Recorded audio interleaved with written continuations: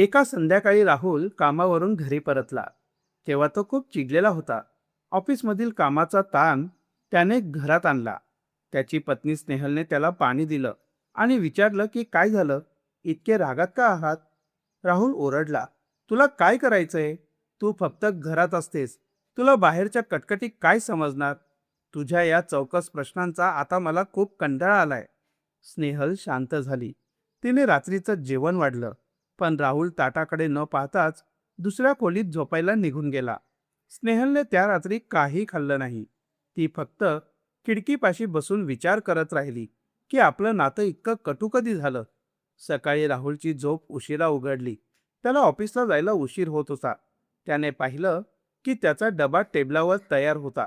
कपडे इस्त्री करून ठेवले होते, पण स्नेहल मात्र कुठेच दिसत नव्हती. कदाचित ती शेजाऱ्यांकडे किंवा दुकानात गेली असावी, असा विचार करून तो घाईघाईने घराबाहेर पडला. जाताना त्याने पाहिलं की स्नेहलने डायरीच्या एका पानावर काहीतरी लिहिलं होतं आणि ते आरशावर चिटकवलं होतं. रागाच्या भरात मात्र त्याने ते वाचलंच नाही. आणि काय हे नाटक म्हणत तो बाहेर निघून गेला. दुपारी राहुल मीटिंगमध्ये असताना त्याच्या फोनवर त्याच्या वडिलांचा फोन आला. राहुल, लवकर सिटी हॉस्पिटलला ये. स्नेहल पायऱ्यांवरून घसरून पडली आहे. तिच्या डोक्याला गंभीर दुखापत झालीये. राहुलच्या हातातील पेन गळून पडला. त्याला सकाळी न वाचलेली ती चिठ्ठी अचानक आठवली. तो वेड्यासारखा गाडी चालवत हॉस्पिटलला पोहोचला. वाटेत त्याला रात्रीचे ते शब्द टोचत होते की तुला बाहेरच्या कटकटी काय समजणार.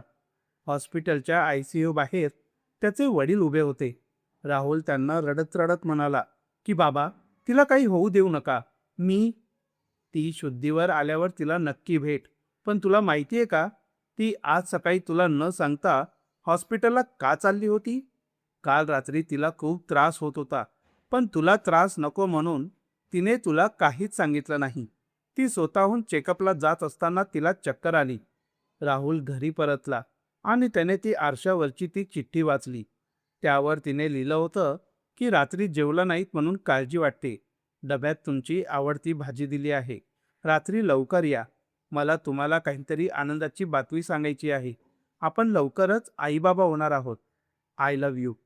राहुलचे डोळे अचानक उघडले. नशिबाने स्नेहल बचावली होती, पण त्या एका दिवसाच्या अहंकारामुळे तो त्याचं जग गमावून बसला असता. मित्रांनो, नात्यात राग हा क्षणाचा असावा, पण संवाद कायमचा. उद्याची सकाळ आपण पाहणार आहोत की नाही हे कोणालाच ठाऊक नसतं. म्हणून आजची वेळ प्रेमाने घालवा.